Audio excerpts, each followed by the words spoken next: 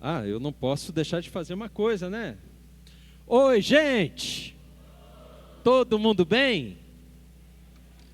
Graças a Deus, né? Que bom! Quem teve um Natal abençoado? Deixa eu ver. Opa, glória a Deus! Bom demais, gente! Bom demais! Louvado seja o Senhor por isso, né? É bom nós termos um Natal abençoado. Quem entende assim que Deus vai abençoar a sua passagem de ano? Amém? Glória a Deus, né? Até hoje nós vamos meditar uma mensagem avulsa, não é dentro de série. Queria conversar com você sobre o Getsemane, ou Getsemane. Deixa eu gastar um pouquinho. No hebraico deve ser mais ou menos assim, Gat Shemadni. Eu não sei se eu falei certo, mas é tipo assim, uma terra ou um jardim de oliveiras. Essa é a nossa mensagem de hoje que nós vamos conversar. E eu espero que a gente possa unir essa mensagem ao fato de estarmos próximos de encerrar esse ano. E ter olhos para ver que toda vez que um ano encerra, tem que acender no nosso coração a esperança da volta de Jesus, que significa o fim deste mundo como nós conhecemos e o início de um outro novo mundo. Amém, gente? Glória a Deus. Então, antes de mais nada, eu queria dizer algumas coisas aqui para você, antes de nós lermos dois textos bíblicos, um lá em Marcos e outro lá em Mateus. Toda vez que chega o final de ano, na sua casa e mesmo na igreja, e principalmente na igreja, primeira coisa que a gente pensa quando chega o fim de ano, dezembro, reunião do conselho, a gente pensa o quê, né, Paulo? Vamos fazer que tipo de culto? Como vai ser o último culto do ano? A gente conversa muito sobre isso. E eu entendo que todos nós do conselho, a gente procura sempre estar meio que ouvindo os irmãos. Eu não sei se a gente consegue ouvir todos, mas a gente procura ouvir alguns, né? E me parece que alguns motivos a gente tem assim para pensar em não fazer o culto da virada, né? Que é do dia 31 para o dia 1º. Os tempos são diferentes, né? E eu vou falar isso aqui, gente, assim, o que eu vou falar aqui não é nenhum tipo assim de repreensão, de bronca, pelo contrário, eu estou feliz a forma como nós decidimos fazer o culto aqui, foi em paz, né, Paulo, Wellington, foi em paz lá no conselho, um coração bem tranquilo, né, então eu estou muito feliz de estarmos fazendo hoje o nosso último culto do ano. Mas eu ainda tenho algumas saudades. Quando eu era criança pequena, lá em Maringá, no Paraná, era uma alegria a gente passar tanto o Natal como a passagem de ano na igreja, que para nós sempre era uma família maior. E era uma igreja até maior do que é a nossa aqui. Então era um hábito, um costume. Mas as coisas vão mudando, gente, com o tempo. E nós vamos sentindo até mesmo às vezes na nossa vida algumas limitações. Os irmãos, por exemplo, que têm mais idade, foram aprendendo com os réveillons da vida que quando a gente come tarde, o que acontece? Passa mal. Até hoje. Eu não sou tão velho e até hoje eu passo mal quando eu como tarde. Acontece isso com você, gente? Acontece. Acontece que nós temos um tempo mais violento que nós vivemos. Parece que nós estamos mais cansados. Eu não sei se você percebe isso. Entra ano, sai ano. A última metade do ano a gente está cansado demais. Começa agosto já como se fosse dezembro. É ou não é, gente? E aí a gente vai pensar com mente cansada. É difícil às vezes a gente pensar assim, poxa, será que eu vou dar conta de fazer um culto nesse horário? A gente fez vigília aqui na igreja e a maioria dos irmãos não deu conta, né? E a gente vai ficando velho, gente. A gente vai envelhecendo, né? Não tem uma música assim, envelheço na cidade. A gente vai ficando velho. Não tem problema. As coisas vão mudando. E isso acontece, eu não estou falando de você. Eu estou falando tudo isso e às vezes eu estou falando até de mim mesmo. Né? Eu também mudo. Eu também tenho limitações como você tem. Como será o último culto do ano? Chegamos, estamos aqui. Né? E eu queria, depois disso tudo, dizer para você que nós precisamos entender que há vários motivos para fazermos e vários motivos para não fazermos. E eu queria que você estivesse comigo aqui hoje. Se esse é o último culto do ano que nós vamos ter, venha comigo até o fim. Eu quero conversar com você. Eu quero mostrar para você que essa decisão é boa, mas que nos faz pensar em coisas sobre a nossa vida, a forma como nós tomamos decisões, né? E é importantíssimo pensarmos nisso, porque quando nós tomamos algumas decisões na vida, as nossas decisões comunicam coisas que estão dentro de nós. Por exemplo, nós não vamos fazer o culto da virada, tudo bem. Muitos irmãos que estão aqui, que vão fazer em família, vão passar com a família. Vão ou não vão, gente? Como que você vai decidir passar o culto da virada com a sua família? O culto da virada com a sua família. Como você vai fazer? Primeira coisa, se já soou estranho a palavra culto, é porque Deus não vai estar presente nessa festa. Concorda, gente? Segundo ponto, tudo bem que nós não vamos passar como igreja, mas toda família, todo lar, ele é uma base da igreja, não é? E Jesus está presente no nosso lar. Então, você que é pai de família, eu sei que tem muitos pais de família aqui, ó. Eu vou responsabilizar você de uma coisa. Você, no Réveillon que você vai passar com a sua família, você precisa dar um jeito de ministrar ao coração da sua família a palavra de Deus. Seja você ou homem ou mulher, né? Tem algumas famílias que não têm homem, por isso que eu falo assim. Você que é filho de Deus, que é nascido de novo em Jesus, você tem essa responsabilidade de fazer com que a tua passagem de ano, ela seja feita na presença de Deus. Isso é importantíssimo. E você que é o líder da sua família, precisa fazer assim. Porque uma coisa é, às vezes, como igreja, termos algumas dificuldades. Faz parte, gente. Somos humanos. Mas outra coisa é você fazer no seu lar essa passagem e você sequer fazer uma referência a Deus. Quer dizer, o foco vai estar todo aonde? Na comida, na bebida. Tem gente que bebe todas, eu espero que não seja o seu caso. Se tem dificuldades, nem coloca álcool na boca. Espera mais presentes além do que já ganhou no Natal. Tudo voltado para nós. E, gente, nós não passamos na presença do Senhor. Tem tantas histórias bíblicas que o povo de Deus estava nas casas e eles buscavam ao Senhor. Tantas histórias no Antigo Testamento, no Novo Testamento. No Novo Testamento vamos ver um momento assim numa casa, onde Jesus está presente. Bom, isso dito, eu quero convidar você a meditar na palavra de Deus, que nos dá base para pensarmos assim: olha, eu preciso começar o ano na presença de Deus.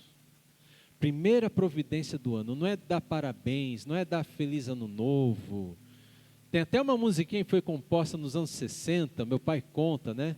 A juventude cantava naquele tempo, né? Feliz ano velho, feliz ano novo. Como é que é o resto da letra? Que tudo se realize no ano. Olha que beleza a letra, né, gente? Dá até para ser corinho da igreja, né? Dá não. Que tudo se realize no ano que vai nascer.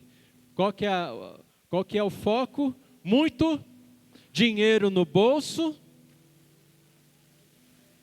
É isso que a gente vai fazer na passagem de ano? É sério? Não pode ser, gente. Não é isso que é a vontade de Deus para nós. Qual é a vontade de Deus para as nossas vidas no próximo ano? É isso que nós temos que buscar. Isso é importantíssimo. E você precisa começar buscando nessa passagem de ano na sua casa. O texto que nós vamos ler primeiro está lá no Evangelho de Marcos,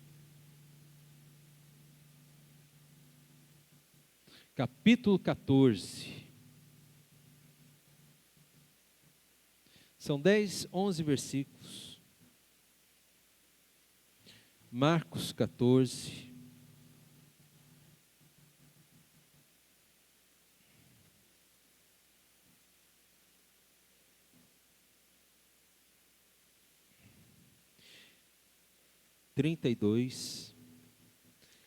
Eles não estavam em tempo assim de mudança de ano, eles estavam na Páscoa, certo? Eles jantaram. Quem lembra qual foi a janta deles? Nós chamamos de a última ceia. O que aconteceu lá? Eles comeram, beberam, o costume deles era beber vinho. Tem alguns estudiosos que, quando eles vão conversar sobre essa parte de vinho, eles afirmam que o vinho naquele tempo não era um teor alcoólico tão grande quanto hoje. Alguns afirmam. Não sei até onde procede, mas eles bebiam vinho, né? Isso é um fato.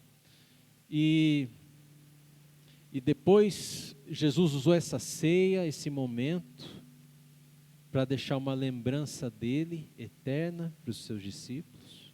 E depois eles foram até um monte, Getsemane, um lugar para eles orarem. Daqui a pouquinho eu vou falar o que significa esse nome, Getsemane.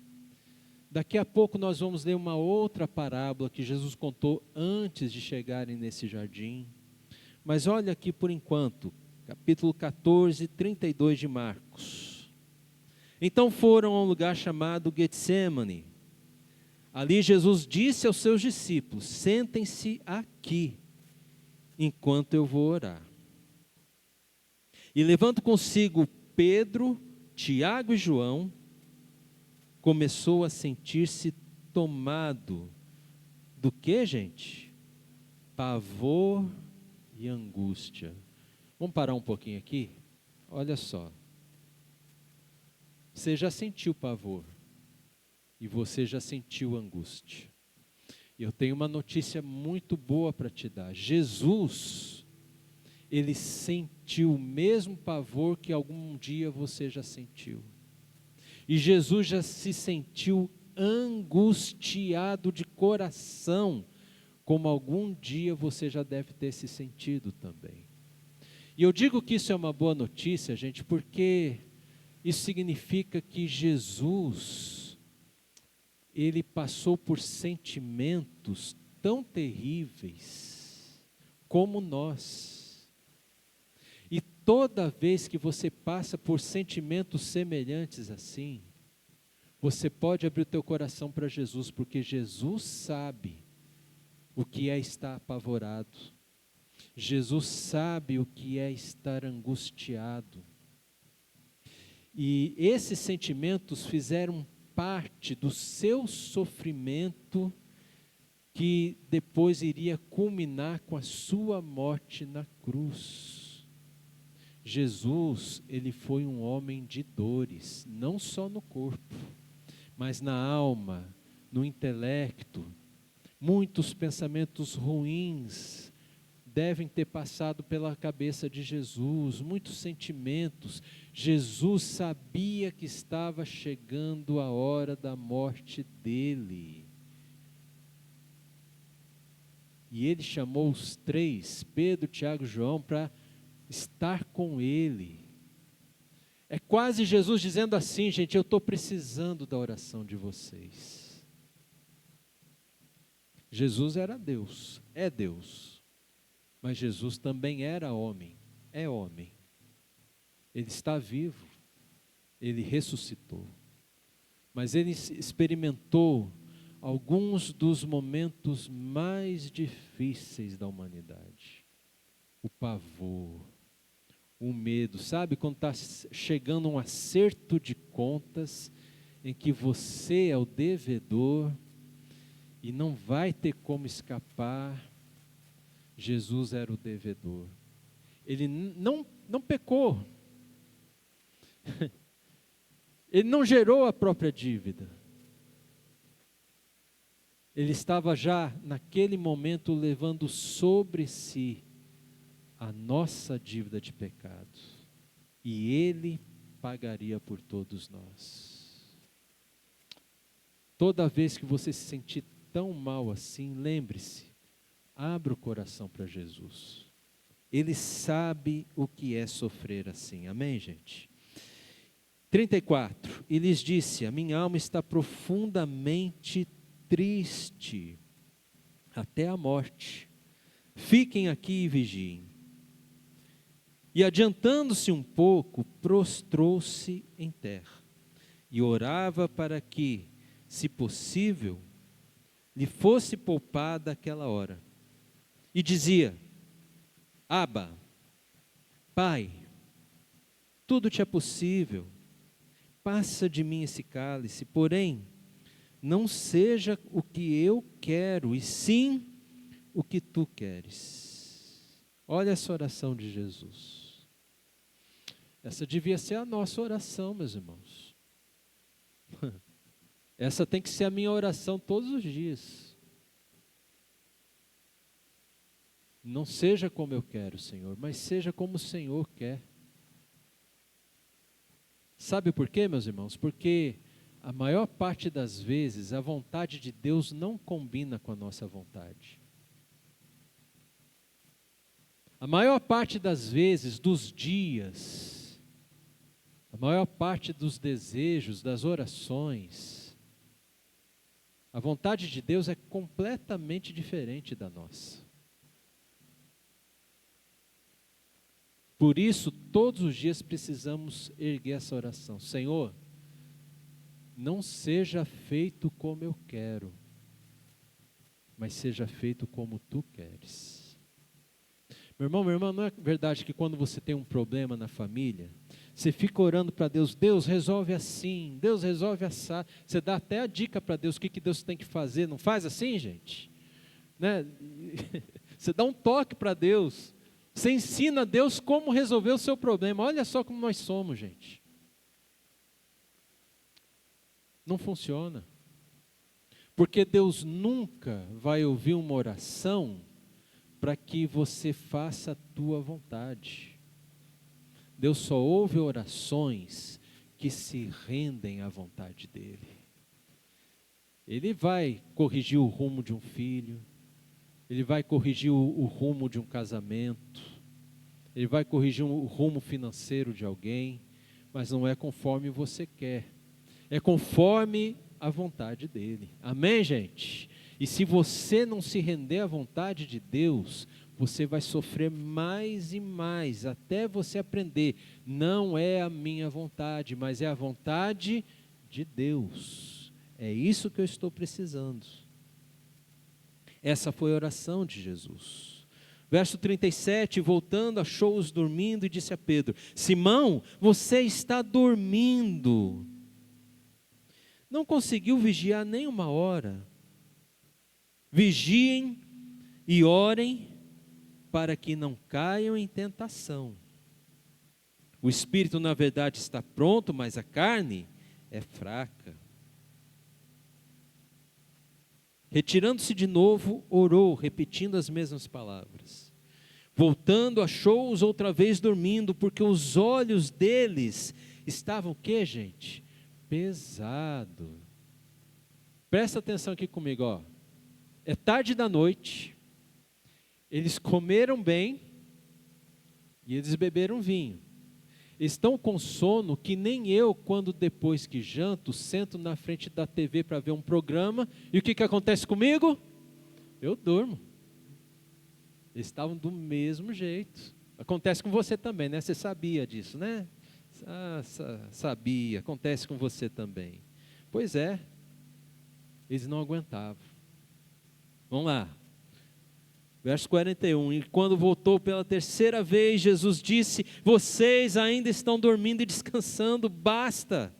Chegou a hora, o Filho do Homem está sendo entregue nas mãos dos pecadores. Levantem-se, vamos embora. Eis que o traidor se aproxima. O que aconteceu depois é que Jesus vai ser preso.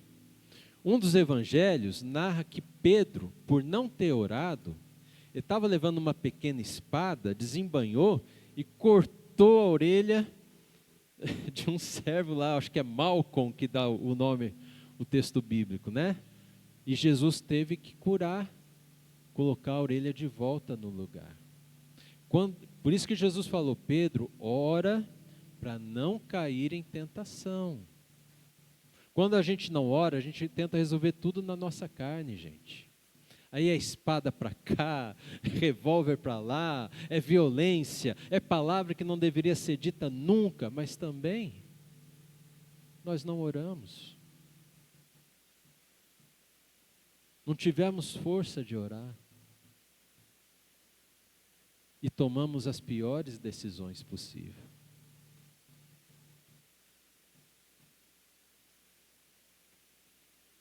Então é isso que está acontecendo aqui nesse texto. Jesus está apavorado, angustiado, profundamente triste. Ele pede para orarem por ele, com ele. Os pensamentos de Jesus eram os piores possível. E quando Jesus volta para eles, dormindo, Jesus os acorda, sei lá, na esperança de quem sabe dessa vez eles oram. Pela segunda vez vai lá de novo, pensando talvez, poxa, deixa eu ter um pouquinho mais de esperança. Acorda, gente, vamos orar. E na terceira vez já não deu tempo para mais nada. Mesmo assim, gente, eu queria elogiar esses discípulos. Os três, Pedro, Tiago e João. Elogiar. Eu sei que eles caíram de sono. Eu sei que eles estavam com os olhos pesados, eu sei que eles estavam com o estômago cheio, eu sei que eles tinham bebido vinho e, principalmente, eu sei que eles não estavam entendendo o momento histórico importantíssimo que eles estavam vivendo. É difícil elogiá-los, mas eu quero elogiá-los, mesmo assim. Porque por mais que estivessem com sono, eles atenderam o chamado de Jesus. Não atenderam? Eles foram. Foram lá os três, cambaleando, mas foram. Né? Eles não conseguiram orar. Foram vencidos pelo cansaço. Mas eles estavam lá. E sabe por que eu estou elogiando eles? Porque eu tenho aprendido que é melhor dormir em meio a um serviço que você está fazendo para Jesus, do que você não fazer um serviço para Jesus porque você prefere dormir.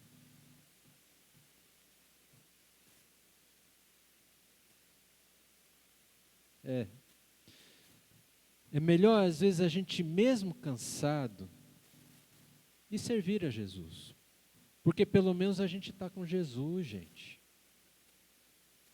mesmo cansado, mesmo que a gente não dê conta, mesmo que a gente não tenha força, mas estar lá com Jesus é melhor do que dizer, eu não vou estar com Jesus porque eu prefiro ir para casa dormir.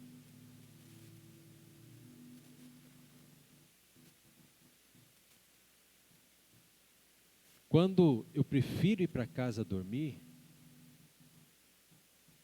eu acabo provando para mim mesmo. E quem estiver ligado vai entender isso na minha vida.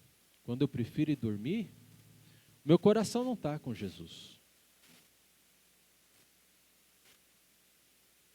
Meu coração está comigo mesmo.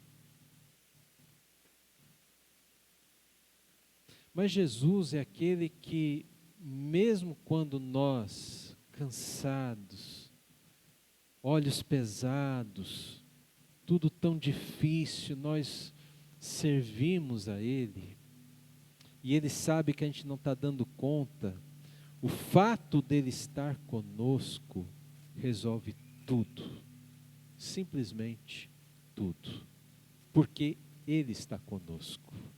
Amém, gente? É isso. A vida é sobre isso. E é assim que eu mostro, o meu coração está com Jesus. É exatamente nesse momento, né?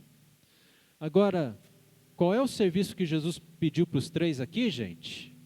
É um dos serviços mais difíceis da vida cristã. Orar. Sabe por que é difícil orar? Porque orar não dá ibope. Quando você ora, ninguém elogia você porque você orou. Vocês até bateram palma para mim aqui quando eu cantei no violão. Mas eu fiz uma oração, ninguém bateu palma, ninguém falou, é isso aí, que oração, pastor. Oração é assim, ninguém elogia. Oração parece que é apenas a nossa obrigação. Mas você sabe que Jesus nos chamou para orar, né? E é isso que Ele espera de nós, orar. Quando, por exemplo, estivermos no nosso culto, com as nossas famílias, com os nossos amigos, sei lá, Deus onde vai nos levar. Olha que oportunidade linda nós temos, gente, para pedir a palavra com coragem, porque a Bíblia diz assim que onde nós estivermos, o Espírito Santo vai colocar a palavra na nossa boca.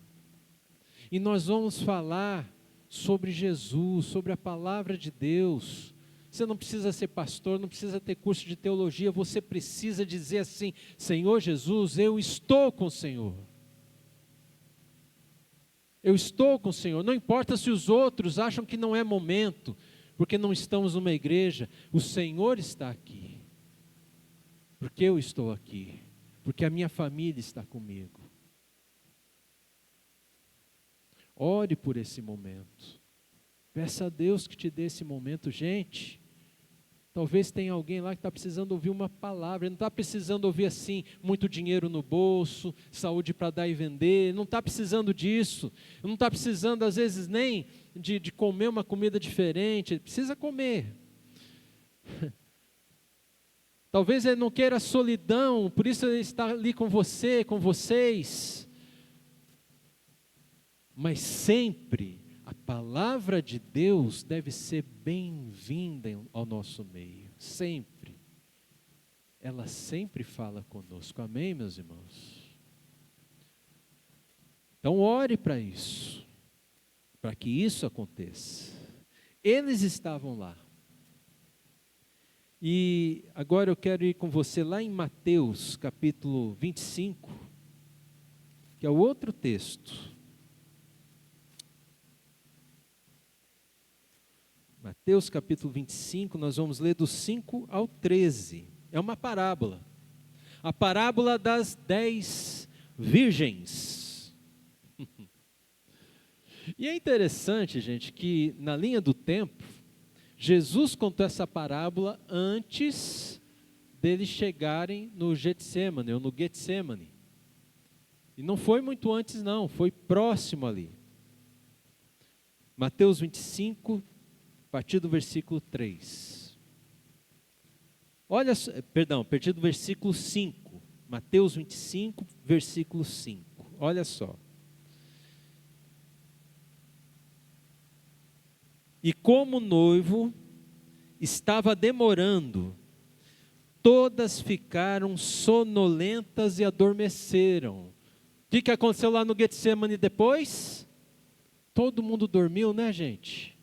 E antes Jesus contou uma parábola onde todo mundo também dormiu. Olha só, na palavra de Deus, gente, não existe coincidência.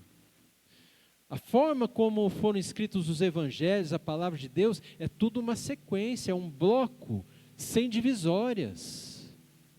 Jesus não contou por acaso a parábola das 10 virgens, onde todas dormem antes de ir para o Getsemane.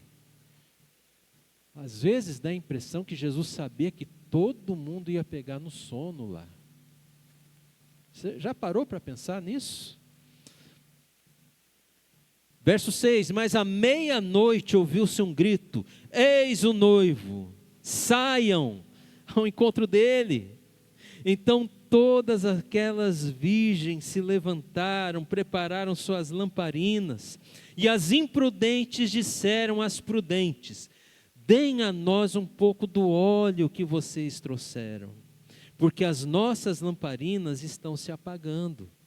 Mas as prudentes responderam, não, porque então vai faltar tanto para nós como para vocês.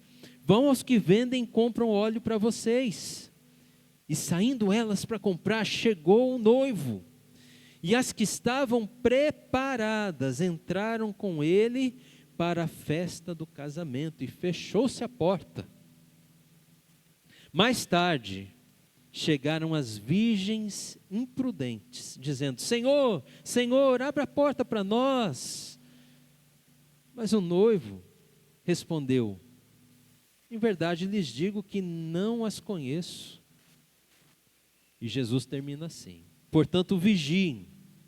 Vigiar é orar, porque vocês não sabem nem o dia e nem a hora.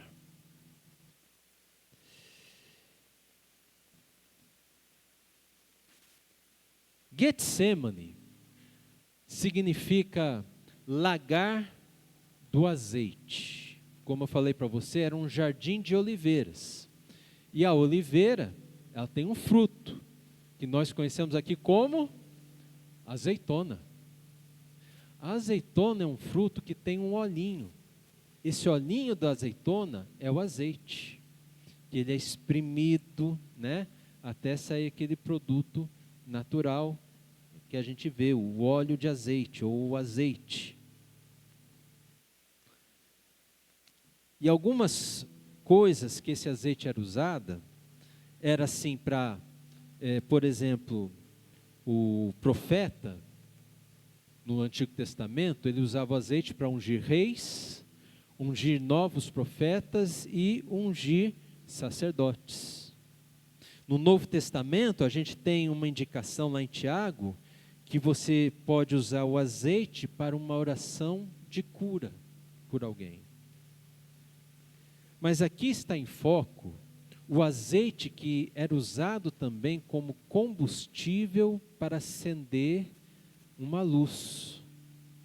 E aqui, quando a gente vê as viúvas, as virgens, perdão, com o azeite para a lâmpada delas, essa lâmpada não é aquela lâmpada pequenininha que a gente está acostumado a ver nos filmes, né, do gênio que esfrega a lâmpada, aparece aquela lâmpada pequenininha. Não é essa lâmpada. A palavra, no grego é lâmpada mesmo, mas ela indica uma tocha, que é algo mais comprido, mais ou menos como uma tocha olímpica. Então vai muito azeite ali. Por isso que aquelas virgens precisavam de muito azeite. Era noite, tudo escuro, não havia energia elétrica naquele tempo, né? Então, todas dormiram, adormeceram, e algumas, metade delas tinha azeite e metade não tinha. Azeite, gente, se refere à oração. É um dos símbolos da oração. Então, quando está faltando azeite, está faltando o quê? Oração. Vida de oração. E olha, Deus tem falado muito ao meu coração sobre esse ano de 2025. E assim, ele está me incomodando de tal forma, gente, que eu preciso usar esse ano todinho para ensinar você a ter uma vida de oração. Deus tem falado muito comigo a respeito disso. Oração, gente, não é uma ação. Oração é um combo. Tem todo um preparativo. Tem toda uma forma da gente vivenciar. Vida de oração. Não é só falar palavras até no final dizer amém. E a gente acha que terminou a oração. Vai além do amém. Né? Eu lembro que 2 anos atrás, ano passado, começamos o protótipo da escola dominical. E o protótipo foi sobre vida de oração, aprendendo a orar com Jesus. Alguns irmãos aqui fizeram parte. Eu lembro que na primeira aula eu ainda falei assim, né? Gente, eu acho que todo mundo sabe orar. E eu lembro que os irmãos falaram assim para mim que aquilo foi um alívio. Poxa, pastor, a gente estava pensando que o senhor achava que a gente não sabia orar e tal. Não, todo mundo sabe orar. De um jeito ou do outro, todo mundo sabe. Mas foram passando as lições, eu acho que ali pela 3ª ou 4ª, alguém falou assim, pastor, nós não sabemos orar. Não partiu nem de mim, partiu do pessoal que estava fazendo o curso. Porque oração, gente, não é dizer umas palavras bonitas para Deus. É um estilo de vida que eu tenho procurado praticar na minha própria vida. Todos os dias. E nós precisamos aprender esse estilo de vida que é a oração. Azeite. Está faltando azeite. Deus quer azeitar mais aqui a nossa igreja, irmãos. Quer azeitar mais a sua vida. Porque você só vai entender a diferença que Jesus faz na nossa vida quando de uma vez por todas você tiver uma vida de oração. É a vida de oração que é esse azeite, que acende as nossas lâmpadas espirituais, que transforma a nossa vida em todas as áreas, transforma os nossos relacionamentos, todo o nosso material, todo o nosso sustento, transforma o nosso modo de ver o mundo e de interagir com o mundo, e com a igreja, e com as pessoas, e com o próprio Deus. Transforma os nossos pensamentos, transforma os nossos sentimentos, é essa vida de oração. Você começa a ficar uma pessoa assim mais centrada, porque a oração, ela vai vencendo toda a nossa angústia, todo o nosso pavor. Por isso que Jesus queria que os discípulos orassem com Ele. A oração é esse instrumento maravilhoso de Deus para vencer todo o mal que vem contra as nossas vidas. E acima de tudo, a vida de oração, ela nos mantém preparados para a volta de Jesus. E isso acontece quando cada momento da vida nós entregamos a Jesus. Viver nossa vida para Jesus significa que nós vamos estar preparados para quando Ele vier nos buscar. Que nem nós vimos na parábola. Quem dormiu daquelas virgens? Quantas dormiram? Todas. 100%. Quantos discípulos dormiram na oração com Jesus? Todos, 100%.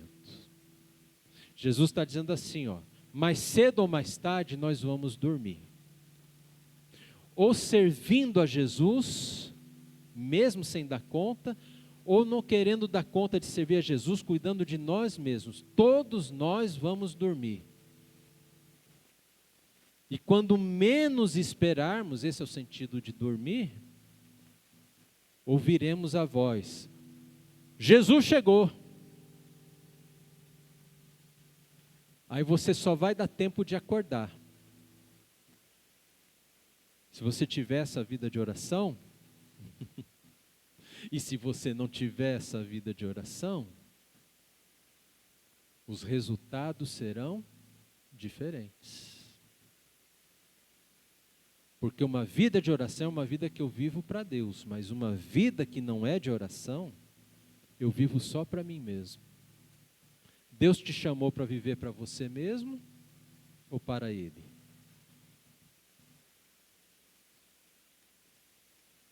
Por isso, precisamos de uma vida de oração.